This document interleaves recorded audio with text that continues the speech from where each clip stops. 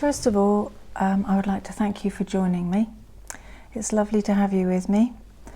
Today I thought I'd go through and review some of the predictions and the readings I've done before, because I thought it might be helpful.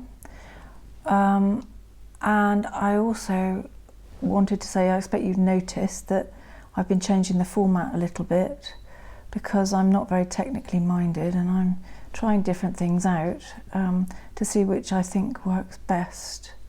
And I've even got a new microphone, so hopefully that will help when I'm talking to you and I won't feel like I'm muffled or in the next room.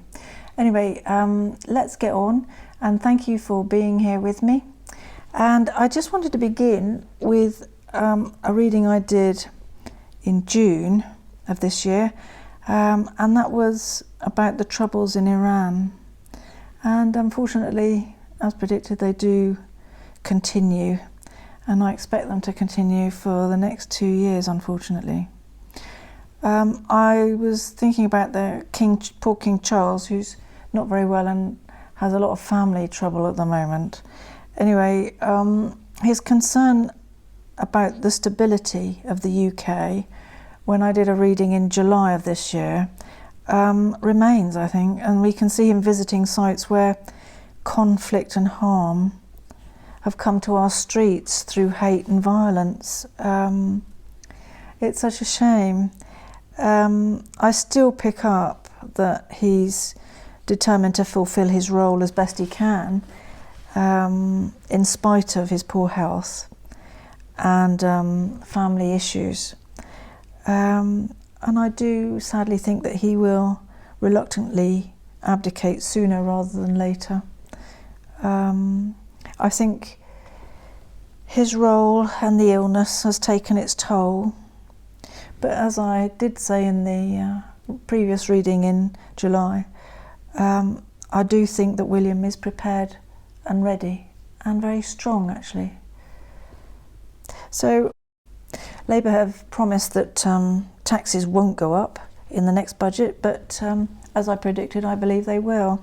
I read recently an article in the Independent which was about the Fire Brigade Union, the FBU, and it stated that Labour are at a crossroads, and they're debating whether they should financially back the party anymore, simply because they don't want Rachel Reeves making any more welfare cuts.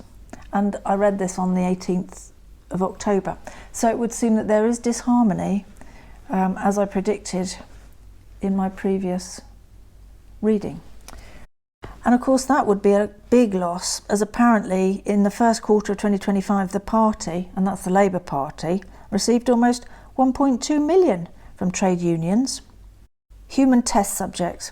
I did a reading on human test subjects, which actually was quite disturbing because I could see all the pictures, and it was very sad to see the human degradation that was experienced by those who were being experimented upon, like lab animals. It was really awful. Anyway, it seems that there has been an article in which tech firms are suggesting that trackers are placed under the skin of offenders, and the fact that, I don't know, society seems to value human life much less somehow now, and they seem to give a priority to technology.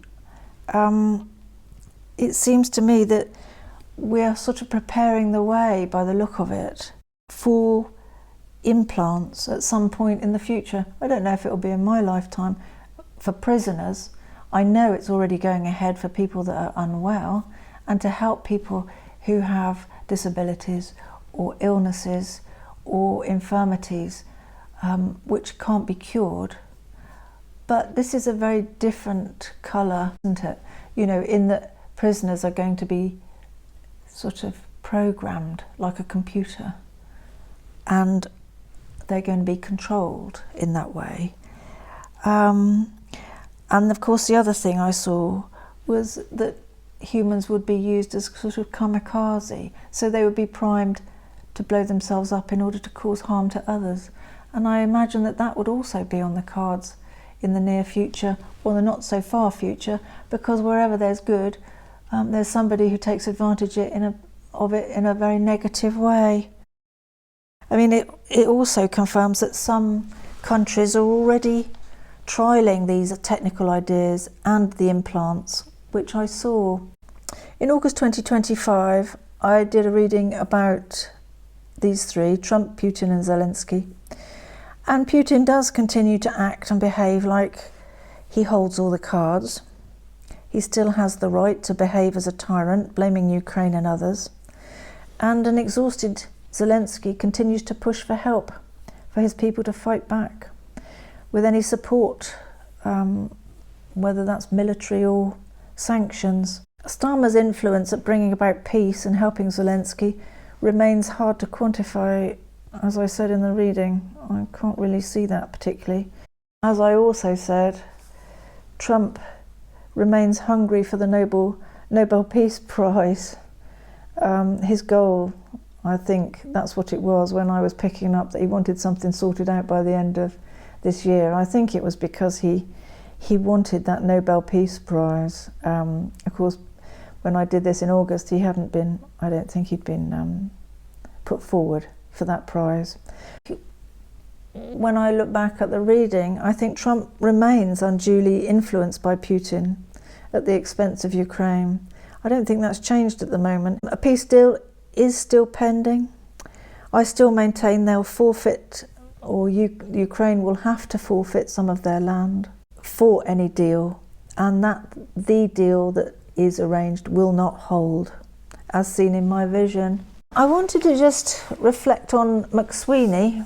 When I looked at Keir Starmer and his close associates, it's proved to be correct that Mc Sweeny has had his hands on the controls for Keir Starmer, and it looks like he's not made the best decisions given that position. Starmer and Palestine, with Australia, France and Canada all recognising Palestine as a state, it's still the act of creating a Palestinian state still remains an isolated action when it comes to peace. And he's visibly struggling to fulfil his promises and intentions of stopping the illegal boats and smashing the gangs. And actually, I don't think, as I predicted, that this will be resolved for many years to come. And as for Starmer's popularity, it remains low, both inside and outside of the Labour Party, and the unions are questioning his leadership. So many of the things I touched on in that reading remain.